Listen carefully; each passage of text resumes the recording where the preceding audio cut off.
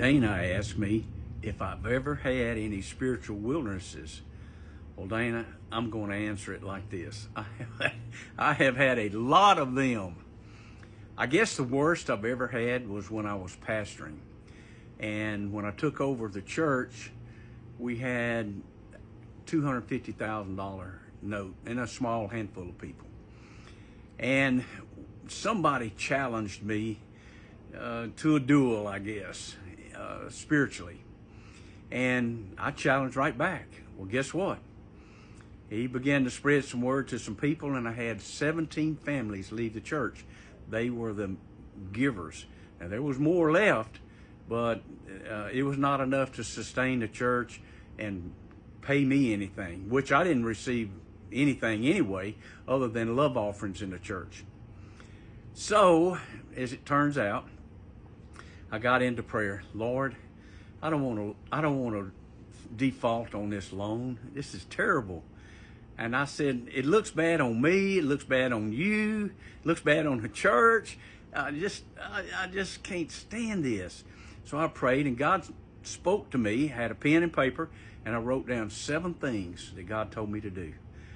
And you know what? All 7 of those came to pass.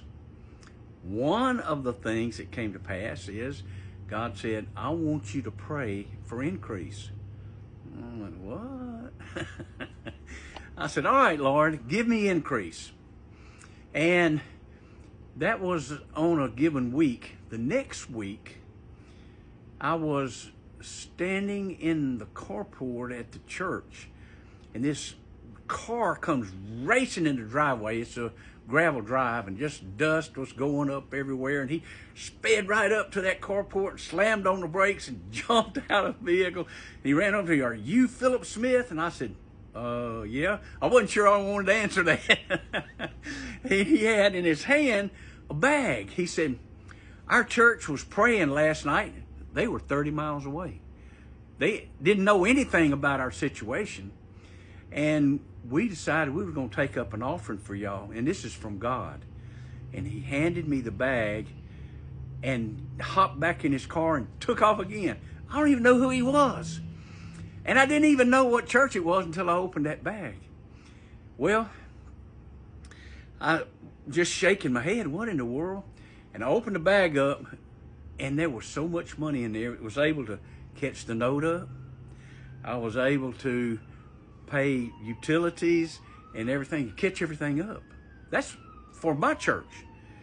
And I'm going, wow, you know, God's real sensitive to us, you know, when we're trying to do the Word of God, and he hears our prayers. Well, I was like, I'd use the word flabbergasted, but I was more blown out on this because it came from such an unusual source that I would never guessed in a million years. Well, as it turns out, I started doing those things that God told me to do. Buddy, we totally restructured that whole thing, and guess what? Not the people that left, but other people coming in started taking their place. And we were able to do wonderful things after that. Before, years later, I was able to give my church over to my spiritual son, and he made it very successful above that. And so I look back on that. Was that a wilderness?